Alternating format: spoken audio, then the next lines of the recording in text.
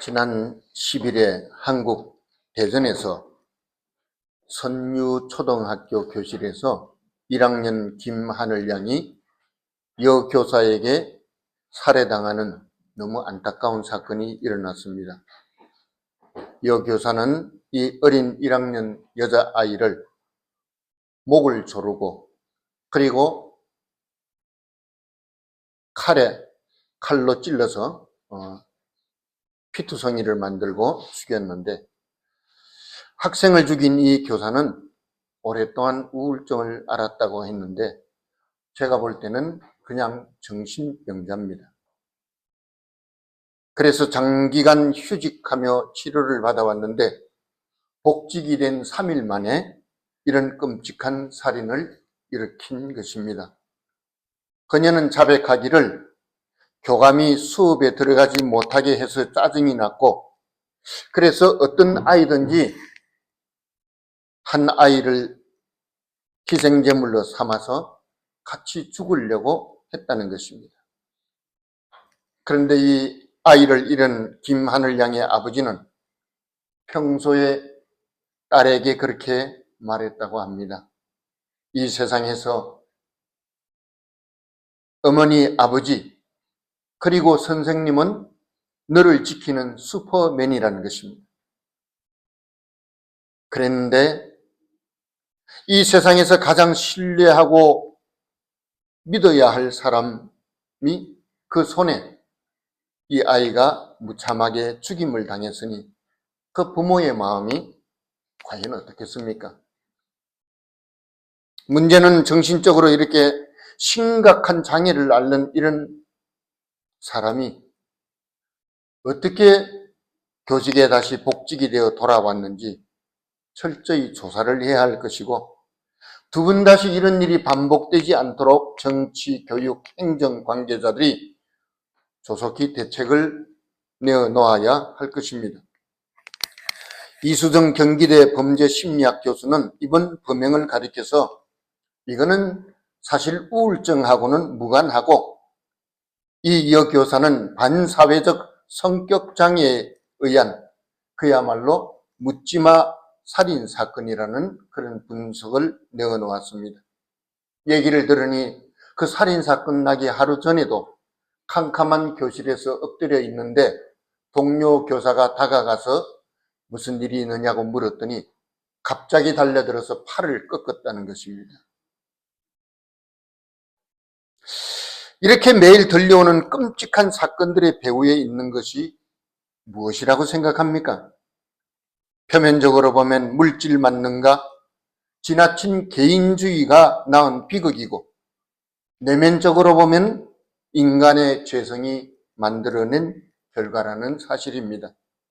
우리는 눈만 뜨면 세상의 온갖 사건과 사고와 문제로 인한 그런 스트레스가 대기번호를 뽑아들고 우리를 기다리는 그런 세상에 우리가 살고 있는데, 이것이 결국은 정신적인 황폐와 도덕적 혼란이 사회의 건강을 무너뜨리고 있다는 사실입니다. 오늘 저와 여러분들은 본문의 말씀을 가지고 성도를 견고하게 하는 것이라는 제목으로 잠시 은혜를 나누고자 합니다. 우리가 만나는 수많은 문제는 사실 인간의 힘으로 해결이 안 됩니다. 지금 대한민국에서 일어나고 있는 사건도 사실 사람 힘으로 해결할 수 없는 것입니다. 그래서 성경은 사람이 죄에서 해방되고 하나님과 화목하게 하는 방법을 말하고 있는데, 그 구체적인 문제를 해결하기 위해서 하나님은 자신의 아들 예수 그리스도를 우리에게 보내주셨던 것입니다. 성경은 이 사실을 계속해서 반복해서 말씀하고 있습니다. 이 사도행전 8장에 보면 스데반이 순교를 당하고 교회에 대한 핍박이 거세지자 예루살렘에 있는 많은 성도들이 흩어졌다 그랬어요. 다시 말해서 예루살렘에서 도망갔다는 것입니다. 그때 빌립 집사는 사마리아 성에 내려가서 그곳에서 복음을 전하고 있었습니다. 그런데 어느 날 마술사 시몬이라고 하는 아주 유명한 사람이 이 빌립 집사가 행하는 능력을, 성령의 능력을 보고 한 번에 반하고 말았습니다. 그래서 그도 예수를 믿고 세례를 받은 후에 열심히 빌립 집사를 따라다니면서 같이 복음을 전하는 일에 동참했던 것입니다. 그런데 문제는 이 마술사 시몬은 예수 그리스도의 십자가의 보혈의 공로에 의해서 구원받은 것보다는 빌립 지사를 통해서 나타나는 하나님의 성령의 능력에 대해서 관심이 더 많았던 것입니다. 그래서 그는 내가 돈을 얼마를 주더라도 이 능력을 사야겠다, 그렇게 결심을 했습니다. 그때 이런 마술사 시몬의 말을 들은 예루살렘에서 내려온 베드로가 뭐라고 말했습니까? 사도행전 8장 20절에 보니 네가 하나님의 선물을 돈 주고 살 줄로 생각하였으니 내 은과 내가 함께 망할지어다 그랬습니다. 베드로가 이렇게 강경하게 저주의 말을 쏟아낸 이유가 무엇이라고 생각합니까? 21절에 보면 거기 답이 나오는데 마술사 시몬은 하나님 앞에서 그의 마음이 올바르지 못했다고 기록하고 있습니다. 마술사 시몬은 자기가 그리스도인이 된다는 것은 지적인 동의를 통해서 가능하다고 생각했던 것입니다. 그렇기 때문에 이런 말도 안 되는 일을 시몬은 저지르고 말았던 것입니다. 이것은 오늘 우리의 시대도 마찬가지입니다. 너무나 많은 그리스도인은 자신의 잘못된 감정이나 잘못된 지적인 판단에 사로잡혀 있다는 사실입니다. 여러분, 인간의 감정은 수시로 변합니다. 믿을 수가 없어요. 인간의 지적인 수준도 얼마나 허황되고 거짓된 것인지 모릅니다. 성령의 사람 빌립조차도 시몬의 이런 영적인 상태를 헤아리지 못했던 것입니다. 시몬에 대해서 더 정확하게 표현하자면 내가 돈을 얼마든지 드릴 테니 이 권능을 내게도 주어 누구든지 내가 안수하는 사람은 성령을 받게 해달라는 것이었습니다. 여러분, 시몬은 자기의 고백을 통해서 자신의 거짓된 모순된 모습을 드러내고 말았습니다. 그는 입술로는 예수 그리스도를 믿는다고 고백했지만 그 사람 속에는 여전히 마술사의 본질을 버리지 못하고 있었던 것입니다. 겉으로 보면 마술을 포기했고 겉으로 보면 빌립 집사를 따라다니면서 전도의 일에 열심을 내고는 있었는데 그 사람 자체는 전혀 변화되지 못했던 것입니다. 그가 원하는 것은 구원의 은총이 아니라 사람들을 깜짝깜짝 놀라게 만드는 성령의 능력을 자기 소유로 만들고 싶었던 것입니다. 그렇다면 여러분들은 어떻습니까? 여러분은 지금 마음에 무엇을 품고 있습니까? 여러분들의 마음속에 가슴속에 지금도 구원의 감격이 남아 있습니까? 정말 성령으로 새 사람이 되어서 하나님의 나라와 그 의를 위해서 살아가고 있습니까? 만일 우리의 마음이 전심으로, 물론 당연히 그래야 되지만 하나님을 향한다고 한다면 우리가 소유한 이 십자가의 복음은 영혼을 살릴 뿐만 아니라 우리가 살고 있는 이 세상을 새롭게 변화시킬 수 있을 것입니다. 이번 대한민국의 혼란과 위기 속에서도 소망이 있는 것은 주님의 몸된 교회들이 살아있다는 것입니다. 그 가운데 성도 한 사람 한 사람의 기도가 있고 말씀 위에 서서 비겁하거나 두려움 없이 불법을 무너뜨리고 하나님이 기뻐하시는 공의와 그의 영광을 위해서 일어나서 행동하고 있다는 것이 중요한 것입니다. 우리가 겉으로 볼 때는 아무리 떠들고 기도하고 아무리 외쳐도 엄청난 이 벽이 무너질 것 같지 않아요. 그런데 저는 그렇게 보지 않습니다. 벌써 금이 갔어요. 큰 바위가 와르르 무너지기 전에 금이 가잖아요. 그런데 모르는 사람들은 안 무너지는구나. 너무 세구나. 그런데 제가 볼 때는 대한민국 교회들이 일어나서 부르짖고 행동하니까 불법의 거대한 이 벽은 지금 금가고 있는 것이 틀림이 없습니다. 그래서 내 나라, 내 민족 가운데 주님의 몸된 교회가 있고 하나님의 백성들이 말씀과 성령으로 살아간다는 이것이 얼마나 감사한 일인지 모릅니다. 오늘 본문을 통해서 드러나고 있는 로마서의 결론이 무엇이라고 생각합니까? 26절에 보니 이 복음으로 너희를 능히 견고하게 하는 것이라고 말씀하고 있습니다. 여러분, 로마서의 중심 주제가 무엇인 줄 기억하십니까? 이신칭의입니다. 믿어서 의롭게 된다는 것이죠. 다시 말해서 예수 그리스도를 믿음으로 하나님과 올바른 관계를 맺는 것을 말합니다. 그런데 이 이신칭의는 마술사 시몬처럼 돈 주고 산 것이었어요? 하나님의 선물이었습니다. 값없이 주시는 하나님의 은혜였습니다. 사도 바울은 이 복음으로 우리를 견고케 한다고 말하고 있습니다. 이 복음의 핵심, 사도 바울이 로마에서 의에 관해서 몇 번을 말하고 있느냐면 63번을 반복하고 있습니다. 특히 하나님이 우리를 의롭다 하시는 이 이신칭의를 믿어서 의롭게 된다는 것을 굉장히 강조하고 있습니다. 다시 말해서 우리가 가지고 있는 이 믿음은 인간의 의지나 지식이 아니라 하나님의 선물이요 하나님의 은혜라는 사실입니다.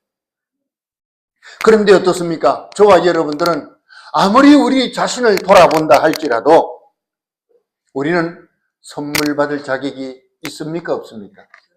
없습니다. 선물 받을 자격이 없어요. 환자로 비유하면 암에 걸려서 이제 병원에 수술을 받는데 이왕이면 어떤 병원을 가죠? 최첨단 기술과 장비와 최고 가는 권위 있는 의사들이 모여있는 그런 병원에 가서 수술을 받기를 원할 겁니다. 왜? 그러면 그만큼 치료될 확률과 살아날 확률이 높아지기 때문입니다. 그런데도 불구하고 그 병원에 실려온 환자는 살아날 소생할 가능성이 제로라는 것이죠. 누가? 저와 여러분들. 선물을 받을 만한 자격이 없다고 말이에요. 그래서 하나님은 의의 근본이 되신 예수 그리스도를 우리에게 보내주신 것입니다. 내 힘으로 내 노력으로 내가 애를 써서 의로운 자가 되는 것이 아니라 하나님은 예수 그리스도를 통해서 우리에게 그를 믿음으로 의로 인을 쳐 주신다는 말씀입니다. 그래서 예수 그리스도를 저 십자가에 저와 여러분들을 위해서 내어 주신 줄 믿기를 바랍니다. 그런데 문제는 세상입니다. 내가 아무리 노력하고 애쓰고 하나님 중심으로 살라고 몸부림을 쳐도 세상은 우리를 그렇게 내버려 두지 않습니다. 사실 사도 바울이 로마 교회에 이 로마서를 기록해서 보내는 이유가 뭡니까? 거짓 교사들이 교회에 침투하고 분쟁을 일으키고 잘못된 가르침을 전함으로 인해서 복음의 본질을 흐려놓아서 성도들의 신앙을 무너뜨리려고 하고 있었기 때문입니다. 로마서 서두에 해당되는 로마서 1장 11절에 보면 오늘 본문하고 똑같은 말씀을 반복하고 있는 걸 볼 수가 있습니다. 내가 너희 보기를 간절히 원하는 것은 어떤 신령한 은사를 너희에게 나누어 줘 너희를 견고하게 하려는 것이라 그랬습니다. 로마서 시작할 때 성도들을 경고케 하는, 복음으로 말미암아 경고케 하는 것이 목적이라고 했어요. 이제 로마서 마지막 부분에도 똑같은 말을 반복하고 있는 걸 볼 수가 있습니다. 여러분, 우리가 아무리 신앙생활을 열심히 해도 마지막까지 끝까지 잘 달려가지 않으면 아무 소용이 없습니다. 마지막까지 신앙 경주를 그럼 잘 하려면 어떻게 해야 됩니까? 오늘 본문에 몇 가지 사실을 말씀하고 있는 것을 반드시 기억해야 될 것입니다. 첫째는 우리를 견고하게 하는 것은 오직 예수 그리스도 십자가뿐이라는 사실입니다. 우리가 믿음으로 진리의 말씀을 받아들이면 그 말씀은 우리의 순종을 통해서 세상이 감당할 수 없는 놀라운 능력이 된다는 사실입니다. 그래서 마술사 시몬도 놀래버렸죠. 아니, 세상에 내가 보도 못한, 듣도 못한 이런 능력이 예수쟁이들 사이에 나타나는 걸 깜짝 놀래버렸죠. 그래서 그는 그 능력을 돈으로 살려고 했던 것입니다. 그러나 우리는 하나님이 그리스도의 보혈로 이 모든 것의 대가를 치러주셨고 우리에게 값없이 주셨습니다. 그러므로 우리는 감사하는 마음과 순종함으로 세상 사람들이 보는 저주의 십자가가 아니라 세상을 구원하는 능력의 십자가를 붙들고 앞을 향해서 나아갈 줄 믿습니다. 두 번째는 이 복음을 세상에 나가서 전함으로 우리 자신을 견고케 한다는 사실입니다.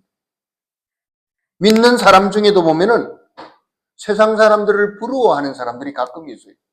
아, 나도 저 세상 사람들처럼 저렇게 출세하고 성공하고 잘 먹고 잘 살았으면 좋겠다. 여러분, 세상 사람들이 어떤 상태에 있는가를 모를 때 예수 믿는 사람 중에도 그런 사람들이 생기는 것입니다. 여러분, 불신앙의 특징이 뭔 줄 아십니까?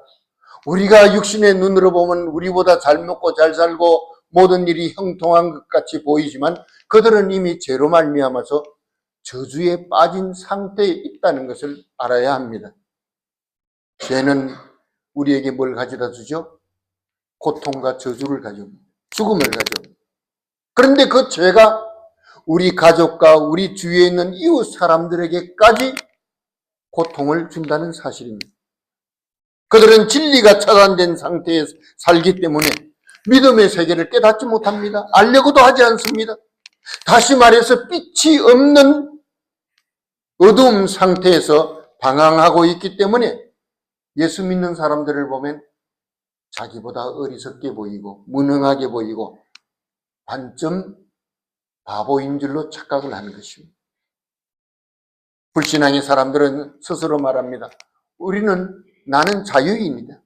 나는 참 지식인이라고 생각하지만 그러나 성경은 그런 사람들을 가리켜서 뭐라고 말하고 있죠? 죄의 종이라고 했습니다.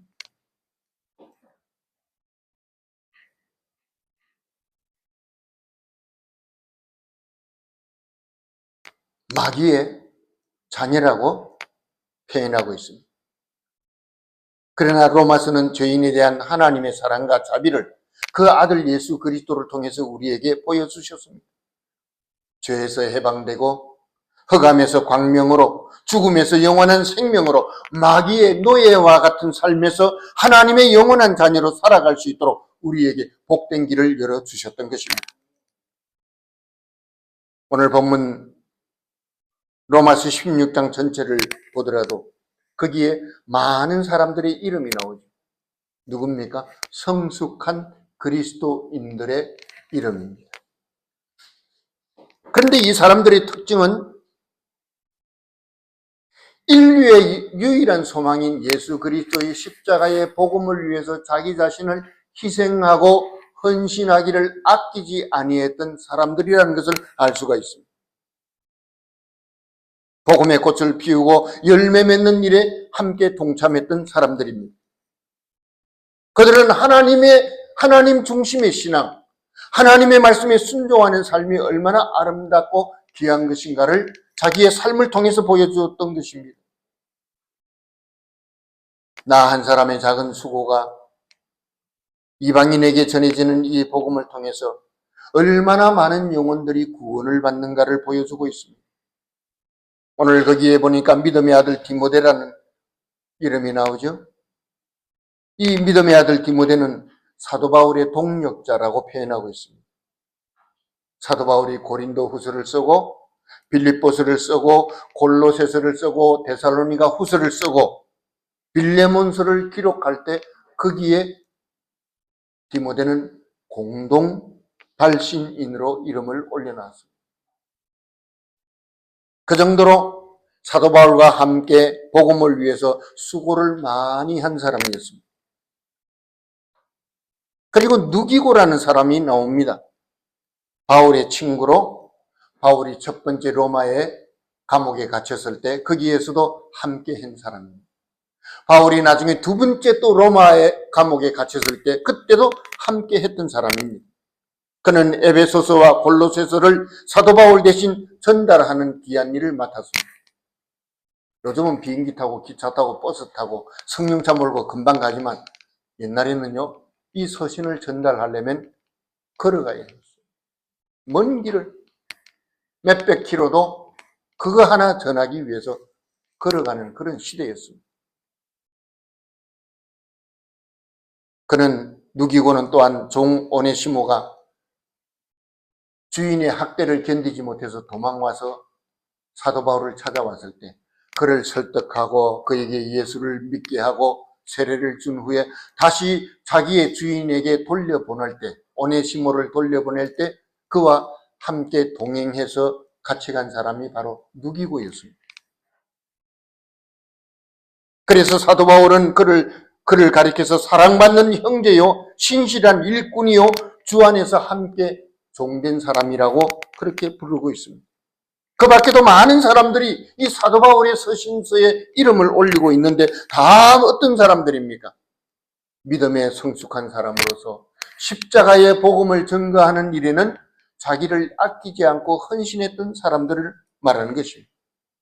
그야말로 마태복음 10장 40절 이하의 말씀대로 너희를 영접하는 자는 나를 영접하는 것이요 나를 영접하는 자는 나를 보내신 이를 영접하는 것이니 선지자의 이름으로 선지자를 영접하는 자는 선지자의 상을 받을 것이요 의인의 이름으로 의인을 영접하는 자는 의인의 상을 받으리라는 그 대상된 사람들이었습니다. 빌립보서 3장 9절에 보면 참된 의에 대해서 나오는데 사도 바울이 율법에 의한 의가 아니라 그리스도를 믿는 믿음으로 말미암는 의라는 사실을 강조하면서 이것은 하나님이 우리에게 주신 진정한 선물이라 그랬습니다. 종교개혁자 마틴 루터는 이 사실을 깨닫고 힘을 얻었습니다. 그렇구나. 예수를 믿음으로 우리가 의롭게 되는 것이지 착하게 살고 율법을 지켜서 의인이 되는 것이 아니라는 사실을 깨닫고는 분연히 일어나서 행위를 강조하고 돈을 주고 천국을 살려고 하는 그 당시 카톨릭 세력을 향해서 일어나서 종교개혁의 신호탄을 터뜨리게 된 것입니다. 영국의 존 웨슬리, 이 사람도 이 똑같은 이신칭의라고 하는 예수를 믿어서 의인이 된다는 이 사실을 깨닫고 그의 설교가 새로워졌습니다. 전도의 열정에 불타올랐습니다. 그래서 그는 영국은 물론이고 전 세계를 향해서 십자가의 복음을 전할 수가 있었던 것입니다. 사랑하는 성도 여러분, 우리는 하나님의 예정을 따라서 불의에서 의로움으로 돌아왔습니다. 흑암과 고통에서 생명의 빛으로 부르심을 받았습니다. 이신칭의는 기독교 2000년의 역사를 통해서 어떤 박해와 위기를 만나도 교회가 뒤로 물러서지 않고 성도들이 두려움 없이 십자가의 복음을 증거하도록 만들었던 것입니다. 오늘 우리를 경고하게 하는 것은 하나님의 선물인 이신칭의 위에 굳게 서서 우리를 부르신 주님의 지상 명령에 순종해서 나가는, 그래서 복음을 전하는 이 일을 주님 오실 그날까지 감당하는 저와 여러분들이 되어야 할 것입니다. 기도하겠습니다.